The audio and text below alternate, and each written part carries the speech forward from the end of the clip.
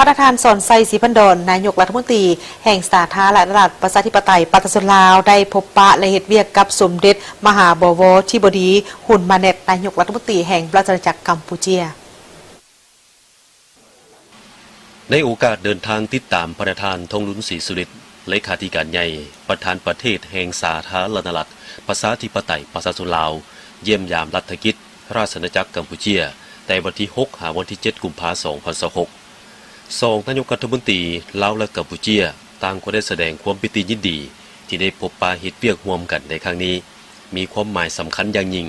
ทั้งเป็นการยืนยันคืนถึงสายพัวพันมิตรภาพอันเป็นมูลเสื่อ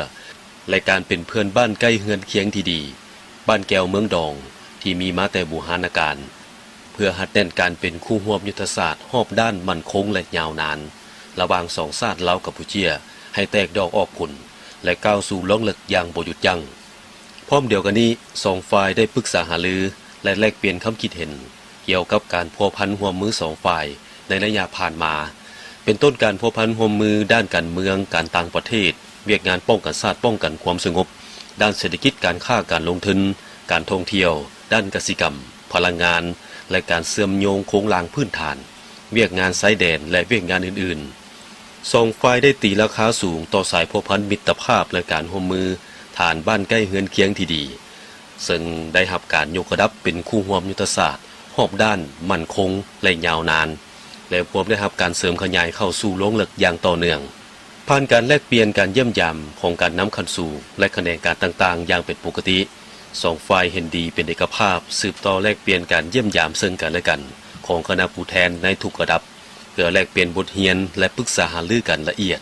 เกี่ยวกับการจัดตั้งปฏิบัติข้อตกลงของการนำสองฝ่ายให้มีประสิทธิภาพและประสิทธิผลสูงสุดสืบต่อจัดกองประชุมตามกลไกสองฝ่ายที่มีน้ำกันแล้วนั้นเป็นต้นกองประชุมคณะกรรมการร่วมว่าด้วยการร่วมมือสองฝ่ายลาวกัมพูชีลาวหรือ JC กองประชุมคณะกรรมการชายแดนร่วมลาวกัมพูชีลาวหรือ JBC และกองประชุมอื่นๆพร้อมนี้สองฝ่ายได้ปรึกษาหารือเกี่ยวกับการใกล้เกี่ยมให้แก่การเสด็จเยี่ยมยามสาธารณรัฐประชาธิปไตยประชาชนลาวของพระบาทสมเด็จพระบรมนาถนรดมสีหมุนีพระมหากษัตริย์แห่งราชอาณาจักรกัมพูชีในเดือนมิถุนายน 2026 ที่จะมาถึงนี้ในโอกาสเฉลิมฉลองครบรอบ 70 ปีแห่งการสร้างตั้งสายพัวพันการทูตระหว่างสาธารณรัฐประชาธิปไตยประชาชนลาวและราชอาณาจักรกัมพูชี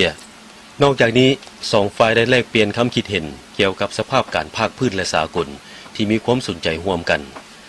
ในโอกาสเดียวกันนี้ประธานสอนไซศรีพันดอนได้แสดงความขอบใจ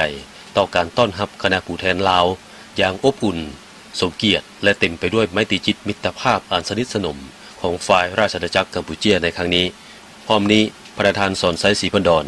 ได้เชิญสมเด็จมหาบวรธิบดีหุ่นมาเนตรพร้อมด้วยภรรยาและคณะเดินทางเยี่ยมยามสาธารณรัฐประชาธิปไตยประชาชนลาวอย่างเป็นทางการในโอกาสเข้าร่วมกองประชุมพบปะผู้นำสูงสุด3พรรคลาวเวียดนามกัมพูชีครั้งที่5และกองประชุมสุดยอด2พรรคลาวกัมพูชีครั้งที่17ซึ่งฝ่ายลาวจะเป็นเจ้าภาพในปี 2027